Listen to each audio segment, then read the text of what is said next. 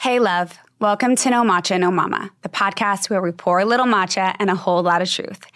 Each week, I sit down with someone I admire, founders, healers, creatives, and friends, and we sip a matcha I've made just for them based on what they love. I like to do everything with intention, from the ingredients in your cup to the conversations that we have. And this show is more than just about talking. It's about exploring how we can truly thrive through all the mess and magic of being human. Here we start with matcha because how we start matters. So, how are you doing? Are you going to ask me that again? Are you ready? I'm ready. Are you ready? I'm ready. I think I'm ready. I'm as ready as I'll ever be. All right, honey. It's my turn to interview you. Mm-hmm. So it's just you today. No guests, no interview. I guess I'm the guest and you're the interviewee. It's kind of reverse. Yeah, absolutely. So why did you want to do this episode and share your own story? I wanted to do this episode to share my own story because part of the reason why I even started this podcast to begin with was so that I could create a space for people to relate to and to feel less alone, and just a space to like learn and educate and inspire people. And so I thought it would be fitting to share my own story since I do have a health and wellness journey. Right. That's been we all do, right? So I said, why not? I think it's important for people to know maybe my experience through all of this, since there is a lot there. Right. And I do have I have a wealth of knowledge about this space, so why not share what I can? Right. It's not just about the people that I interview. Like, I have something to offer as well, I'd like to think. Absolutely, honey. I love that. So you said before that you created this podcast with a lot of intention. Yes. What was the original spark or reason behind it? Well, I originally started just on Instagram. I wanted to just share my experiences and what I love and what I do, just everything in the health and wellness space that is important to me. And I just started sharing that on Instagram. Right. And I didn't think that there was enough there. It didn't feel like sustainable to me personally. Like, I know that is obviously a job for people, but I personally it's very time consuming. Right. It was really time consuming. Not that this isn't time consuming. No, but this is different. So I started there, and I think I craved a little bit more connection with people. And so I always love having these conversations with people, not on the camera, but off the camera, just with my friends, with the people that I love. In depth, the deep conversations about anything really, but health and wellness in particular. And so I thought it would be really fun and inspiring for me to have tape conversations for people to listen to and to delve into different topics that would benefit others, because that's really part of what I want for this is to share information and to inspire and to educate and to obviously for people to relate to and to feel less alone. But I want it to be a space where people come to learn more about a lot of different things in this space. Yeah. And so that's why I started it, because I wanted to feel more inspired and also inspire others. And I think you've actually had a really nice opportunity to expand your own knowledge through the conversations that you've had. Not just with friends and people in your own and people that you see in your own circle, but expanding outside of that as well. Yeah. I think that I'm learning so much from these conversations. And I love that because I'm always searching and researching, right? Like, that's what I spend a lot of my time doing. Of course.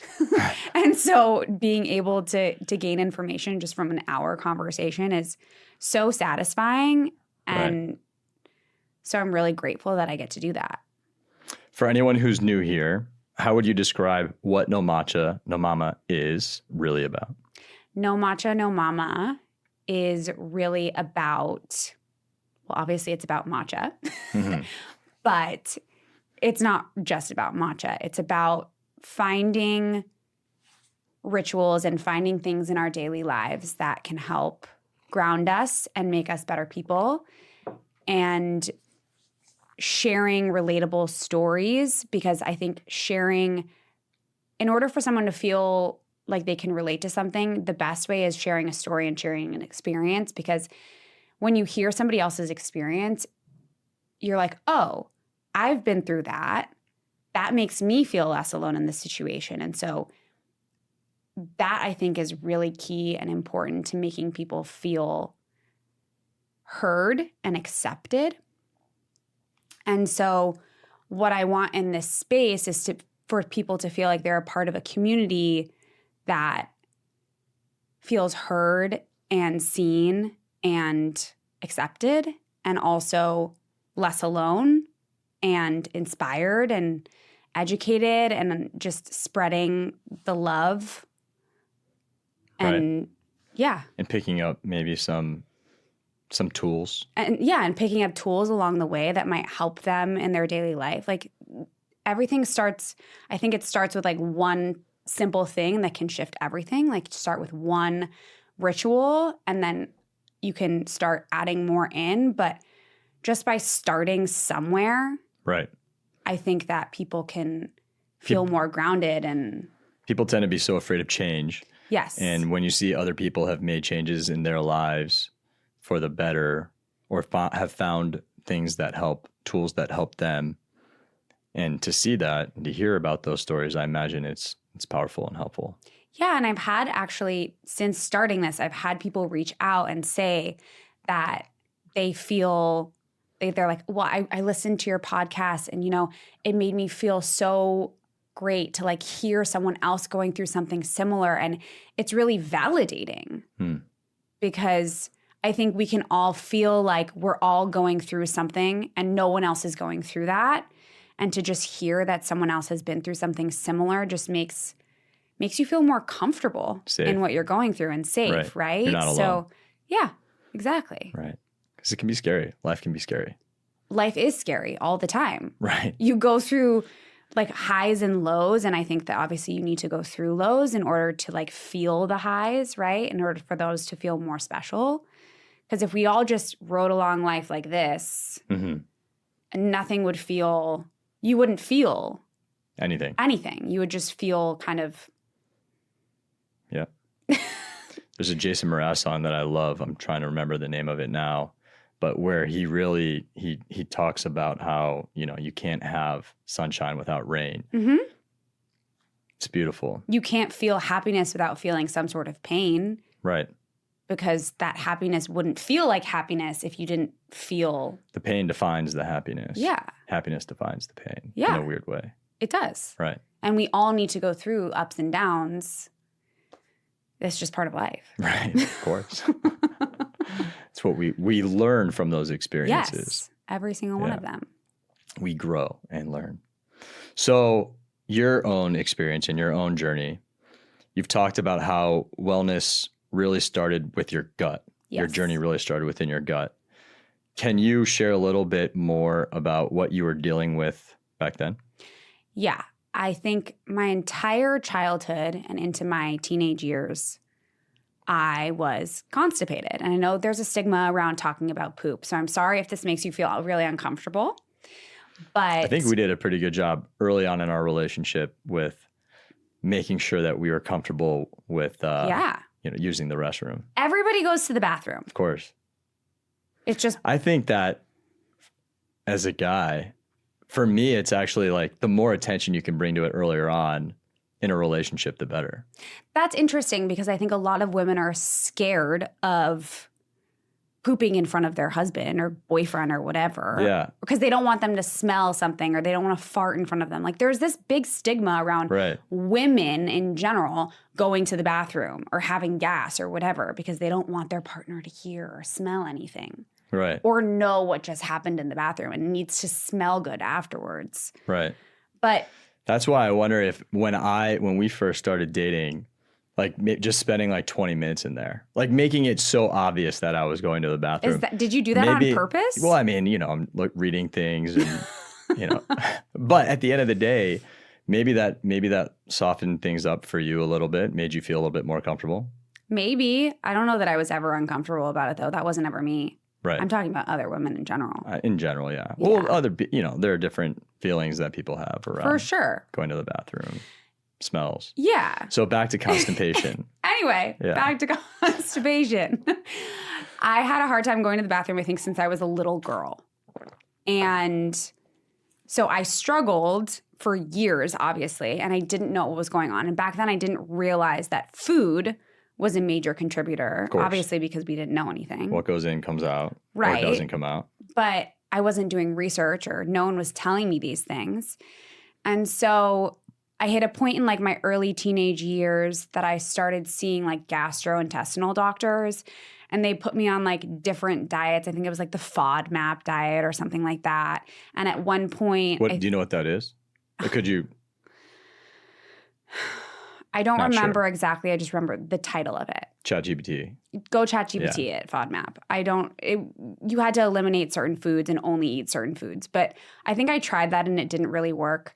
And I think at one point they thought I had some like weird like parasite. Okay. And they gave me these antibiotics. I remember taking them. Actually, I remember someone bringing the prescription with them to Italy because I was in Italy and they didn't have it in time. Anyway, it was just this disgusting antibiotic that just made me feel sicker to kill the parasite. Right. And then they still couldn't. You still felt terrible. I still felt terrible. So like it just continued on. No doctor could really tell me what was going on. They just gave me like Miralax or something like that. And obviously that works for a little while and then it stops working. Because you're more of a Band-Aid. You're not fixing the problem. Yeah. The root of the problem. 100%, which is what Western medicine does, right? Like a lot of the times it's a Band-Aid. Treat the symptom. Treat the symptom. Here's a medication. Treat the symptom. You're good to go. Right. I wasn't really buying any of that. It wasn't working for me. And then I went off to college and I ignored it because I was just like, whatever. Like I'm just going to deal with it. And a lot of people have to deal with discomfort, right? Yeah. You get used to dealing with it. You normalize it. Because you don't have any other options. You normalize Maybe you don't have pain. any other options, right? Yeah. And some things can't be fixed. There's True. that too. So at that time I was like, well, no one can find anything wrong with me. I'm just going to normalize this. I'm fine. Until I wasn't fine because after college, I started hitting walls where everything I ate honestly made me feel sick. And so I started losing more weight because I struggled with an eating disorder when I was younger too. Did you know, was it a time of the day? Was breakfast worse than lunch worse than dinner? No, and I couldn't pinpoint that now because honestly, whatever I ate just made me feel sick. And it's because when you eat a food and like gluten was part of it, right? So I would eat gluten for like random parts of different meals. So even if you don't eat it one day and you eat it the day before that, you're still feeling residual symptoms like later on. It's not just the day of or the day after. Like that stuff can linger in you if you have a sensitivity to it. So I obviously was just eating everything and not understanding anything about what was going on in my body. And back then there wasn't as much information about gluten.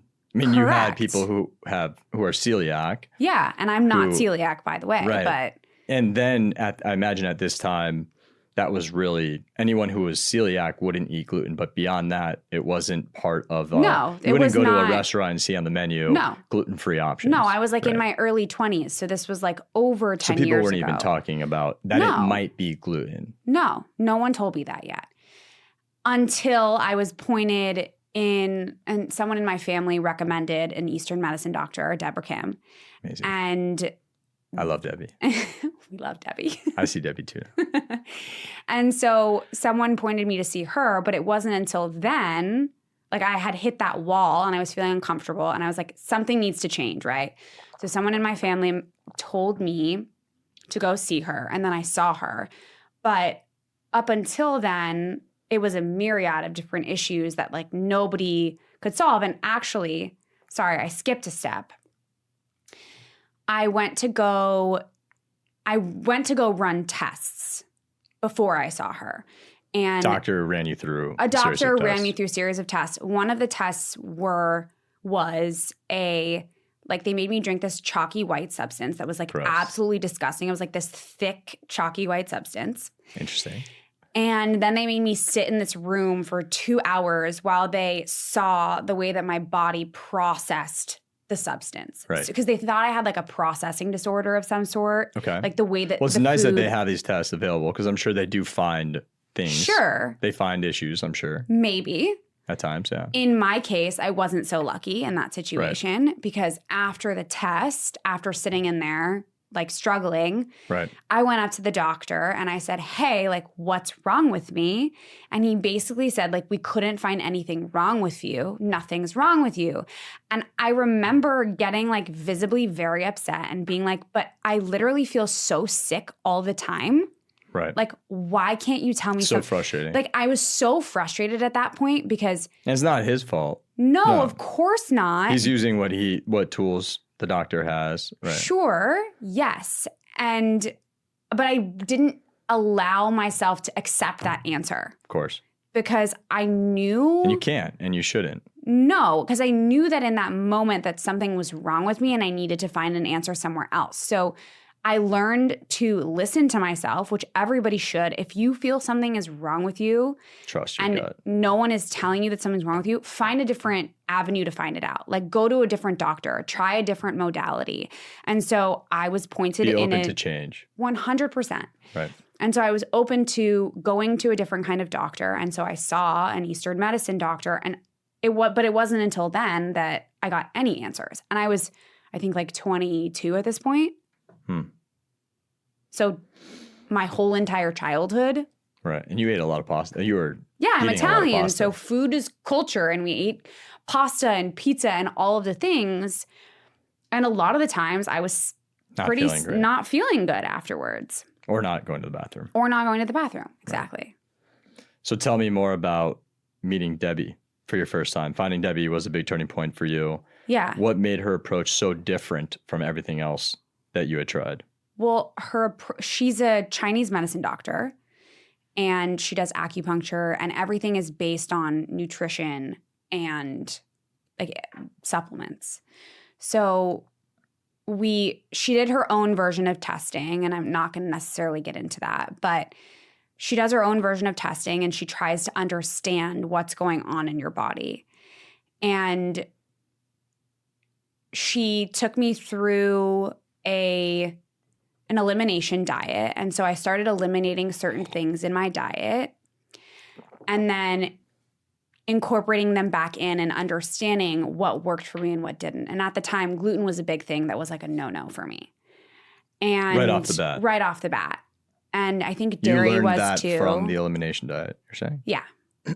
And so you felt more connected to your body. You're saying, yeah, for a long time you felt disconnected. Seeing Debbie, you started helped me feel more connected. I learned to trust my body more, and I felt more connected. And so I think we discovered that like my gallbladder was dysfunctional. How does an elimination diet work? So you start to eliminate certain foods, and then you everything, or how, like what foods? Obviously, you have to eat. What foods are you eating during an elimination diet? I was eating mostly like protein and vegetables and some grains. There's a protocol. There's a protocol for it, and I think that everyone's elimination diet might be a little bit different. Interesting, yeah. But she eliminated gluten, dairy, I think certain grains at some point. So I was eating basically like vegetables, proteins, and like potatoes, sweet potatoes, and everything was cooked. She wanted me eating things that were really easy to digest. Right. And because raw food is very hard to digest if you think about it. So yeah, she took me through an elimination diet, and I've been off gluten since. I eat a little bit more dairy now because I can tolerate it, but gluten was one of the main things that was probably causing a lot of my discomfort. And so yeah, she put me on supplements and figuring out my gut issues, gallbladder issues, a slew of other things, I'm sure. But I eventually felt back on track by doing all of this work and seeing her once a month and acupuncture and everything. What type of supplements are you taking? Well, it's different every time I see her. Personalized. It's personalized. You get a personalized protocol with her. So everybody's going to take something different. Based on what your body needs. Incredible. It's amazing. Yeah. So you were way ahead of the curve with things like gluten-free and supplements, as we were just discussing. And it sounds like because this was at a time when gluten-free, wasn't really discussed, and here you are not ordering pasta or turning down bread and not eating pizza. Did you find it challenging with relationships, with friends, with family? Yes. At the beginning, I remember getting a lot of pushback from my friends and family. Not friends, actually, just family. And that was because obviously like gluten was a big part of what we ate in the Italian cuisine, in the Italian culture. And so nobody understand like, oh, like why are you not eating these things? Because no one else was doing it. And they thought it was really extreme. I was honestly like made fun of a bunch, and there was teasing teasing me, not in like a malicious way, but teasing me because no one understood what I was going through. Which is still hard it's frustrating when you're experiencing so much discomfort and pain. Even someone teasing you can be. Well, yeah, and you get frustrated, and so you don't feel like you can talk about what you're going through with anybody because everyone's just teasing you about it and not being understanding. Right. And so I stopped talking about it with a lot of people. I actually remember eating this is weird, but I remember eating certain meals and people reacting, being like, can I eat this in front of you?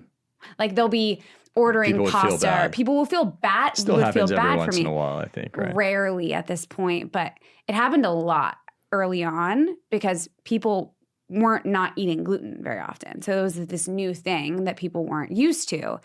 And I was like, this doesn't make me feel uncomfortable. Like I'm not eating this food because it makes me feel sick. But you still want people to enjoy their experiences with 100%, food if it makes them feel great. But that's a them thing. Like what I don't eat shouldn't have an impact on what someone else decides to consume. Like what makes me sick shouldn't make a difference to you. Of course. Like if that makes you feel uncomfortable, then that seems like a you problem. Right. Like, sorry, but it's... Yeah. And that was what was frustrating is like what I do, what choices I make and what I decide to do with my body should not affect the way that you feel about your own. Right. Yeah. Because my experience is different from your experience. Of course. Yeah. So you talk a lot about healing not being linear through this healing process. And what does that mean to you now? Well, it's not linear because we go through many setbacks, right? You can feel good one month and not feel good another month, depending on your circumstances or what you're going on, what's going on with you stress-wise or outside of environments and work. 100%. So it's never linear for anybody. You can feel good one day and not feel good another. So like you have ups and downs. Sleep. I'm sure all of these. Sleep, environment, diet, travel, stress, everything. Your children, the people coming in and out who are sick, getting you sick, right? So like it's never linear and it's never going to be linear. And I think we have to accept the fact that like we're going to go through ups and downs in our life with our health but in order to try to mitigate that and to try to keep ourselves as healthy as possible, like I take supplements on a daily basis. And I really think that that's important because everything we get from our food is not, there's not enough, the soil is not as good as it once was. So the topsoil. Yes. So like the vegetables and any crop is basically like not as nutrient dense as it once was because the soil has been stripped of nutrients. And so in order to get the proper nutrients, we need to supplement with supplements, but finding supplements that are actually nutrient dense because there are a lot of supplements out there on the market that are probably not good quality. And so people are wasting a lot of money on those. What would you recommend to somebody in that case? Like how do they find the right supplements or supplements they can trust? I think that you can do research on the different brands and see how transparent they are and what kind of testing they do on their supplements. Just do research on the supplement brand before you buy something. And if you don't know, look it up. Because they'll show whether or not they're transparent about what ingredients they use, et cetera, and what testing that they do. So if a company What's is the not website that you use for? Well, EWG EWG. is a website that I use to look up the toxic burden or the toxic level on certain products or food or like makeup, household care products, anything you put on your body. They even, I think, have certain foods on there. Don't quote me on that. But EWG They're is expanding Environmental into that, Working I Group. think. I saw something. Yeah, they have a lot of things on there that you can look up what chemicals are in certain things. And I Right. think that's really useful for people. But that's not related to supplements. Got it. So moving forward, let's talk a little bit more about your personal life. Losing your mom while you were pregnant with Dino. Mm-hmm. That's such a powerful emotional chapter in your life. How did that experience change you? Well, going through, my mom had stage 4 glioblastoma, and that was really life-changing because watching your mom or any family member for that matter deteriorate in front of your eyes is completely heartbreaking. And I was holding life and death at the same time. I remember at the time I was doing a lot of spiritual work on myself, like meditating every day. I was working with a life coach. I was really trying to ground myself as much as possible so that I showed up for myself as much as I could because it was debilitating taking care of my mom. And so I needed to be as strong as I could and be there for myself. And I think that that also speaks to this show as well. Like showing up for yourself really, really matters because you can't show up for anyone else if you don't show up for yourself. Like the glass is, what is the phrase again? Can't pour from an empty cup. You can't pour from an empty cup. Thank you. You can't pour from an empty cup. You can't support others and be there for others if you don't show up and support yourself first. And so I really focused on myself during that portion, and that really helped me get through it. And I was really, and I think that just even going through all of that with my mom just made me have a different perspective. Perspective on life. And it was really beautiful that I was pregnant with another life while I was watching someone pass away. Right. Your first son, your firstborn. Yeah. So that just really, going through the death of my mom and then having a baby, I mean, those are two monumental things that just change a person in general. And so I just felt that my priorities shifted and I was more family oriented after both of those and more focused on myself in a different way than I was before. Right.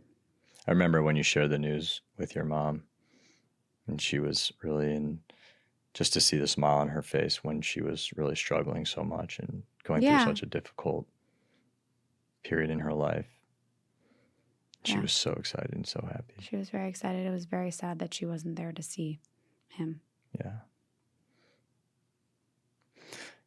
So moving on to your second born. When Roma was born, I remember you craving something that was just yours. Mm-hmm.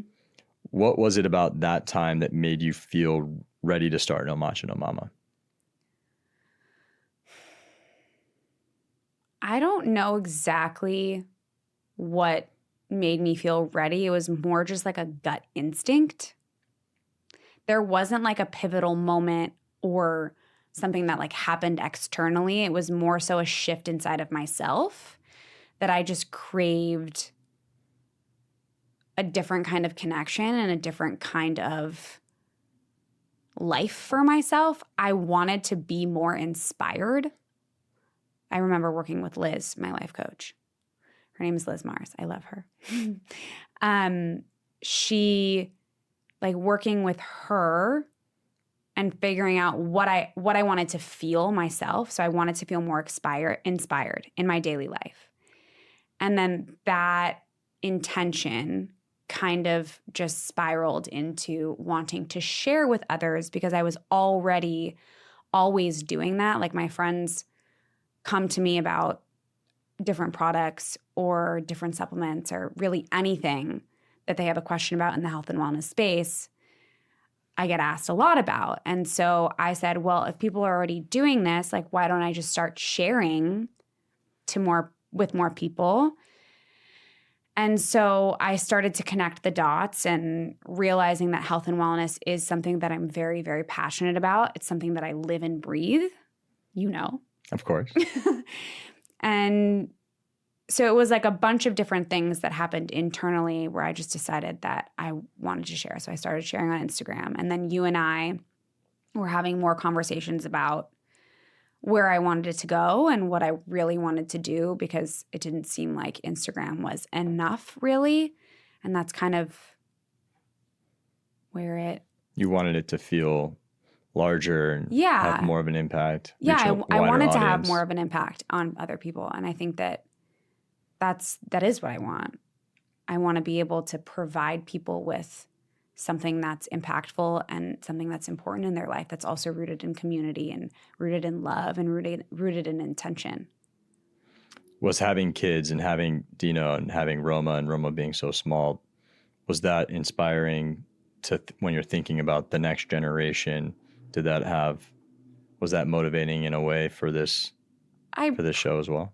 I don't know that I thought about it in that way, but if I reflect on that now, I think that if I can provide more tools and more knowledge for that generation where they grow up knowing how to cope and knowing how to move through life in a way that I wish that I knew how, right? I think that that's incredible. I think what's interesting too is that kids feel, and probably, parents also are partially to blame here, but you want your kids to eat certain foods and you're pushing certain things on children at a young age, and you're trying to just make sure that they get all the nutrients that they need to grow and to have a healthy mind and body, etc. And I wonder if some of the pushing of certain foods can be taken too far and make it feel like they can't say no to certain things. It might be green beans at the table in the beginning, and then it's pasta later on in life. And pasta, it might be gluten in your specific example is what really made you feel sick. And I wonder if it starts at an earlier age with hey, you have to finish your potatoes, you have to finish your beans, you have to eat all of these things. I wonder that too. I think that there can be, I'm crazy about what they eat because I want them to be as healthy as possible. But I also think that there's a balance, right? Like we don't allow them to have certain sugars all the time, but you can never have this. Right. Right. Except for fast food, which I will never feed my kid. But it doesn't mean he's not going to get it elsewhere when he's older.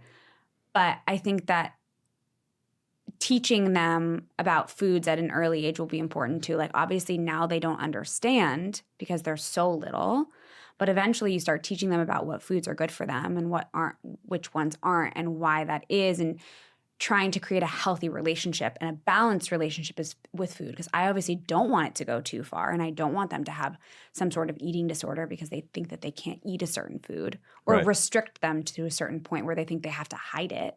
Of course. Because that's also but when they're eating, also to make sure that they have lots of healthy options, so that if they say they don't like something or if they don't want something, to be able to respect that, to understand that maybe it's not making them feel well, but they can't voice that the same way, or they don't have the tools and know how to say, I don't like this because I don't feel well. Obviously, they want sugar. Yeah. But what's interesting, though, is I think that because, like, for example, Dino only really eats, like, natural sugars right now, right? So it's possible that at a certain point, if he eats too much regular sugar, he might notice that he gets a stomach ache. Right. And then he's going to say, I have a stomach ache. And we can be like, well, what did you eat that you think caused that stomach ache? because he might be more sensitive to it because he doesn't eat as much of it, right? At what age does it make sense to start having conversations with him about journaling food? Obviously, he's not going to journal food right now, but to start helping him connect with his body to see how foods make him feel. I don't know exactly what age. I think now is obviously too young because he doesn't really understand the connection yet. But I wonder if maybe like 5, 6, 7. Mm-hmm. I don't know exactly, but I think we'll have to feel it out. But I do want him to understand the connection and know what's going on in his body. And I think we can teach him that. And I think everybody can teach their kids that if they want to. Yeah. Because it would have been nice at a young age to understand what was causing me discomfort, because I probably wouldn't have eaten it. And maybe I'm wrong because a lot of kids don't care and they want to eat it anyways. But I think there might be a way to teach kids to be more mindful about it at an early age so that at a certain point they do care. And it's earlier than what we experienced. With Halloween coming up around the corner, what advice would you give to parents who are looking for candies and options and treats? There are a lot of good, better candy brands out there. Like there's Unreal, which is pretty good. I would have to look other ones up, but there are better ones in Whole Foods in their candy section. Look, I think that if our kids have a little bit of candy on Halloween, that's normal. Like it's not going to kill them. Their friends are eating candy. Yeah, you're not going to be able to stop it. And as much as it kills me inside, I'm going to need to let them have a little bit. You can also do something called the Switch Witch. Okay. Where parents will trade out the normal candy for healthier candy and like toys. So in the morning, they get a basket of different goodies. So you could take that approach and let them bargain, eat it. Learn how to trade. Well, you just switch it for them. You switch it for them. Yeah. Okay. You say, we're doing the Switch Witch, and you give them even cooler things. Do you have to wear a... Sure, you can wear a hat if you want.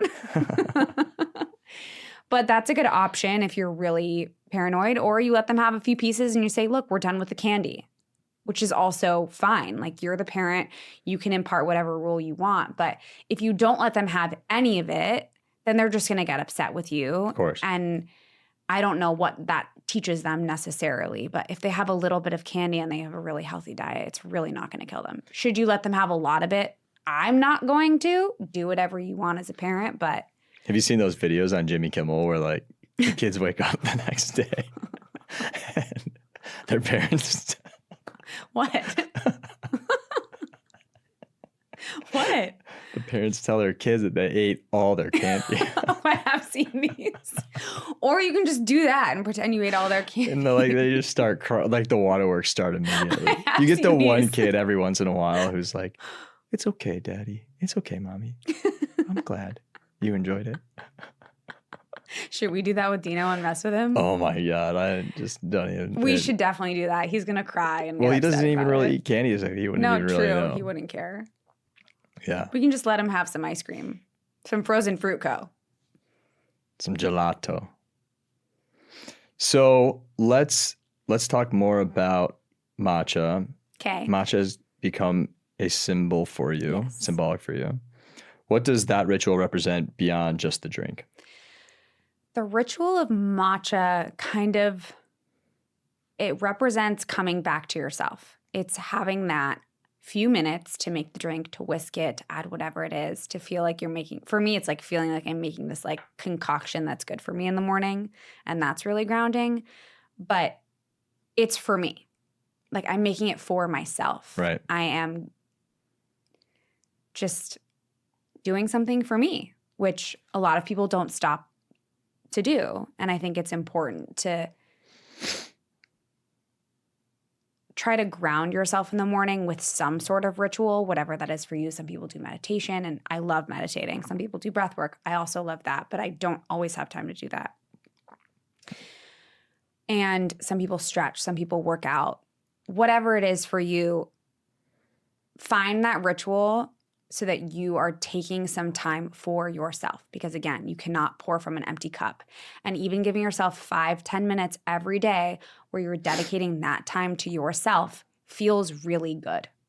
And it's a choice that's yours. Yes, it is for you. It is a choice. The rest of the day can kind of fall apart or not, or just completely be out of your control. Mm-hmm. You have to do this, you have to do that. You get pulled in a million different directions. But to be able to start the day with a choice that's yours. Yeah, I think is really beautiful. Yeah. And that's what it means to me.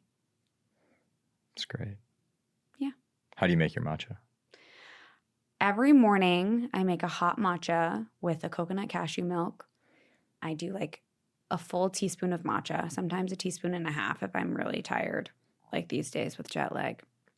You made me 3 today? Yeah. Not in this, but earlier, yeah. How much is in here?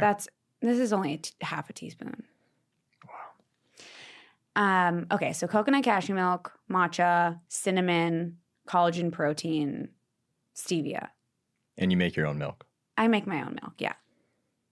Terrasol Foods makes the best nuts for milking. Okay. Mm-hmm. And you use a process. How do you process? I use an almond cow. Okay. And so it has like a filter basket where you fill it up to a certain level with whatever nuts you're using. So I use coconuts and cashews, shredded coconut, and then you put it on the like little shredder blender thing, the processor, and then you fill the basket up with water, and then you add the top in, you let it blend up, and then it makes you milk, and then you throw out whatever the nuts fibers are left. Yeah, I feel like they have on their site or on their Instagram, they have all these really crazy. Yeah, they have a ton of recipes recipes. Pumpkin spice season's around the corner. Do you want a pumpkin spice latte? Oh, Pique actually just came out with a pumpkin spice coconut creamer that I think we need to try. Ooh, I like that. Should I try that in matcha? Because I think it might be interesting. Yeah. That could be the really color good. might be a little weird, but. As long as it tastes good. Mm-hmm. That's all that matters. Tell us the story of how you came up with the name No Matcha No Mama. Well, I have this T-shirt that my mom gave me, I think 20 years ago at this point. And it says, no coffee, no worky. And you said, what about no matcha, no mama? Because no coffee, no worky isn't really your thing. Like, I don't drink coffee. Drink coffee. Yeah. So when did you stop drinking coffee? I think I cut it out when I started seeing Debbie. Because it really hurt my stomach. It was too acidic. Well, did you have a go-to coffee before that? I think I liked lattes, like vanilla lattes. Super basic. Some cappuccinos. Starbucks? Sure, sometimes. I don't really remember. It was so long ago. Yeah.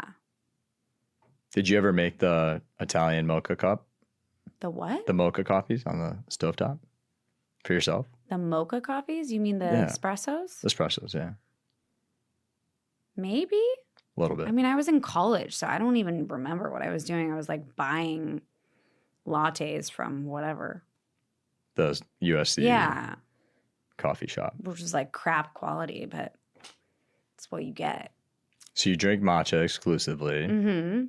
No matcha, no mama. So then you were like, no matcha, no mama. And I go, wait, that's a great name.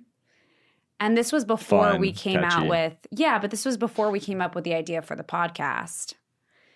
And I started thinking about that as like a brand name, like No Matcha No Mama, and experimenting with videos. And it didn't really work with the video. But then I came up with the No Matcha No Mama podcast and started brainstorming. And I was like, what if I make a matcha for all of my guests, which is like rooted in intention based on what they like, and share a inspiring and rooted, grounded conversation over a matcha, which is something that I love to do. Of course. And that was the birth of No Matcha No Mama. And once I decided to do it, I just went for it. So matcha really represents the ritual. Yeah. And No Mama really represents the showing up for yourself or being able to. Like without my ritual, without my matcha, I am not the same mama. Not the same person. No. And I don't think that, I think once you figure out that you have certain rituals and you want to dedicate time to it for yourself, that you're not the same person if you don't do those things. And that's not to say that you need to put pressure on yourself to like meditate every single morning. And if you don't, you beat yourself up over it, right? Right. Or if you don't go to yourself that day, that you're like hard on yourself for it. I also think that that's not great. But be easy. Be easy on yourself because we all go through phases and we all have things that happen and it's fine. You'll move on from that. But yeah, without my ritual. Sometimes you're up at 3 a.m. or 2 a.m. with children who are jet lagged and you Right. might not get to your ritual that day. And you know what? Whatever. Do you find time, if the morning is challenging, do you ever try to find time later in the afternoon or throughout the day to? Sometimes I actually think it's really hard for me to come back to myself later in the day if I don't do it in the morning. Depending on what the day looks like. Depending on what the day looks like. Yeah.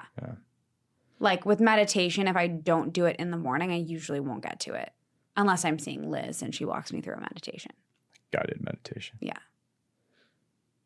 Yeah, imagine drinking matcha later in the afternoon probably is not a great idea if you're trying to get to sleep early or have good quality sleep. No.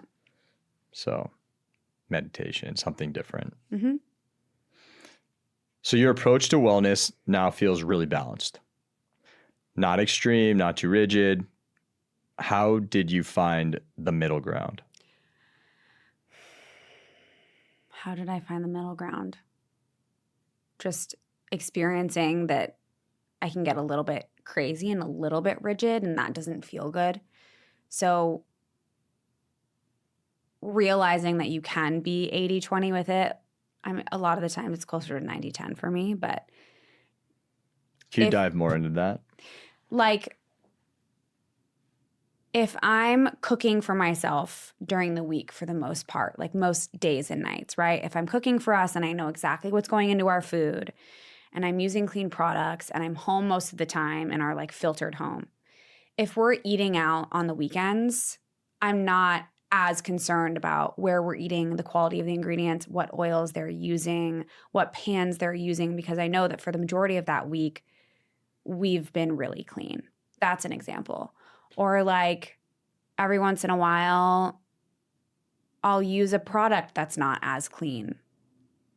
I don't know. It's allowing yourself to have a little bit of freedom. Like some people live really clean lifestyles and get Botox and do this and that. And like that's their version of the 80-20 rule. I've never gotten Botox. I haven't gotten it yet. I might at some point. But I think finding ways so that you feel more balanced. Like it's not a rule of like, I do this and I do that in order to feel 80-20. But like it's finding out how you can feel okay with the choices that you're making based on 8 out of 10 times. Yeah, sure. So most of the week, during the week, you really tried to focus on being very good, clean, healthy. And then on the week, would you say the weekends is really where you... A little bit more relaxed. A little bit more relaxed. And some weekends we're not as relaxed and I cook all the time and that week might be less balanced and that's okay too. Right. But not putting the pressure on myself always to make it perfect every time. Yeah. Yeah, you hear people talk about cheat meals and... Yeah, exactly. It's important to be able to treat yourself. Yeah. And not be hard on yourself at the same time.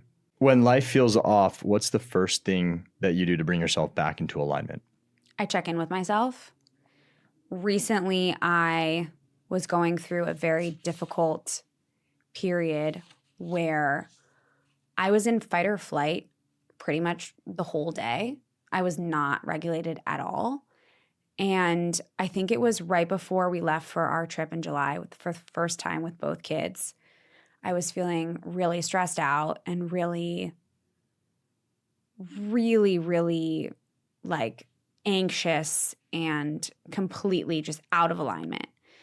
And I was trying breath work. I was trying some meditation, but like none of it was really working. I did some acupuncture. And then I think at one point I saw Debbie and she put me on some supplements. And like eventually it came back down. But I I think that it's important in moments where you feel out of alignment to just check in with yourself and try to understand what's causing your discomfort. So if you're stressed, trying to figure out the root cause of the stress and then figuring out which modalities can help you through it. Because like, for example, acupuncture was super helpful to like bring my nervous system back down to a more regulated state. So like I went to go see Sarah Norvilis a bunch of times to try to like regulate my nervous system. So it's leaning on the people in your life that can help you through it, because you shouldn't have to do it alone. Does journaling help you understand where things might have gone array? And I will say and where you start feeling better. Yeah, I will say that I've leaned on journaling to do that a lot of the times, just to understand what the stresses are. And then you can address them and say, you can try to get rid of the story too, because a lot of the times you're telling yourself a story that's making yourself stressed. That's not true. So like trying to tell yourself a different story that's more rooted in reality, and that can help you basically like reversing the story in order to like one thing can be true, but these two other things that are more positive can also be true, and that can also help you feel better. It's beautiful. Yeah. Thanks. So you always end your interviews asking guests about their rituals. Mm-hmm. So I start actually. Oh, sorry. Should have known that. You always start your interview asking guests about their rituals. So what's one ritual that you're leaning on the most right now?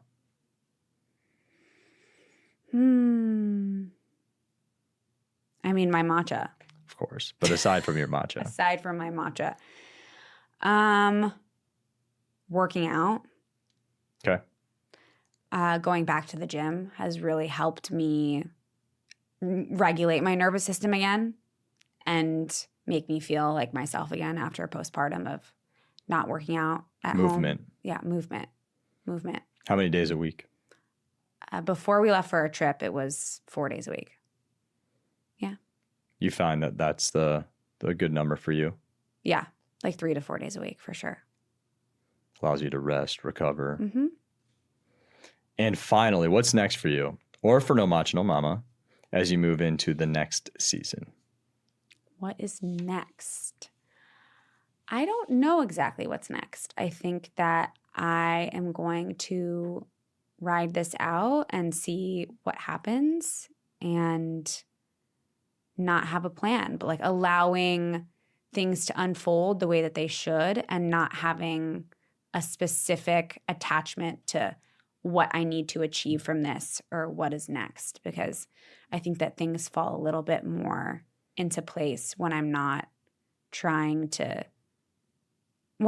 clinging so close to needing something to happen. Result. Yeah, needing a result from something. But feeling really excited and inspired to talk to people and show that to the world, and then seeing what happens from there and being open to whatever it is that is unfolding. Focus on the process. Yeah. Not focusing on the end result, like you said, but allowing the process to enlighten me and inspire me and make me happy. Because once you hit an end result, how long does that last? Right? Yeah. The feeling, it's actually focusing on the feeling too. Like I want to feel a certain way. So as long as I'm feeling that way through the process, that's all you need. You're achieving the result. Right. You're achieving the result right there. Like, what would that result make you feel? And focusing on that feeling on a daily basis and what makes you feel that way on a daily basis. Right. That is success right there. Yeah. And your why is just so beautiful, I think, just to Thanks, honey. Expand and to help so many Let's people. all expand and grow it's together. All about connection. Mm-hmm. That's what I want. Well, thank you. Thank you. I love you. I love you.